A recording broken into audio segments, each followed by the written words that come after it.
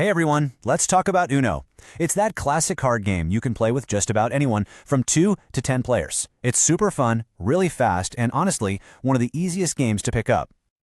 In this explainer, we're going to cover everything you need to know from setup to scoring. Our goal is to get you playing your first game right away. So what's the big idea? Well, it's pretty simple. In each round, you're trying to be the very first player to get rid of all your cards. Once you do that, you'll score points for the cards your opponents are left holding.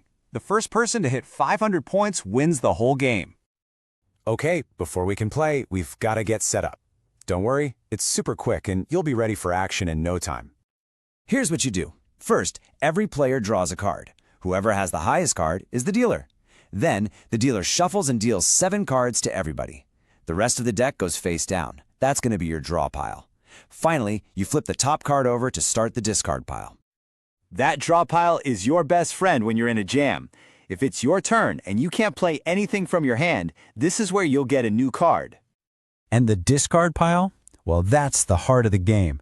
The card on top of this pile is the one everybody has to match on their turn. So, how does a turn actually work? Simple.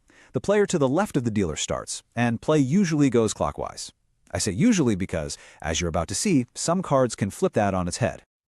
Okay, when it's your turn, you have one mission. Match the top card on the discard pile. You can do this by matching its number, its color, or its symbol. Now, if you can make a match, you have to draw a card from the draw pile. If that new card works, great, you can play it right then and there. If not, oh well, your turn's over and it's on to the next person. All right, let's get to the good stuff. The number cards are fine, but the action cards, these are what make the game so exciting. They're how you'll mess with your friends and get ahead. First up, we've got the Draw 2 card. It's a simple, classic way to throw a wrench in the next player's plans.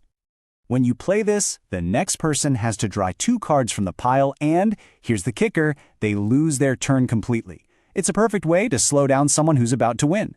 Just remember, you can only play it on a card of the same color or on top of another Draw 2. Next, we have the reverse card. This little beauty can totally change the flow of the game and maybe even save you when you're cornered. This one does exactly what it sounds like. It flips the direction of play. So if turns were going to the left, boom, now they're going to the right. It's a fantastic strategic move, especially if the person who is supposed to go next is low on cards. Another simple but oh so satisfying card is the skip. You'll want to save this for when the player after you is getting a little too close to winning for your comfort. Yep, it does exactly what it says on the tin.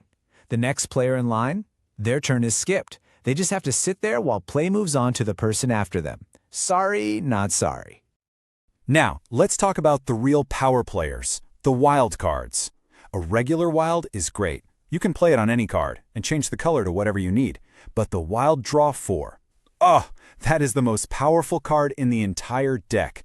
Not only do you get to change the color, but the next player has to draw 4 cards and they lose their turn. It's just brutal. Of course, with great power comes great responsibility and a big rule. You can't just throw this card down whenever you want. So, what's the catch? Here's the deal.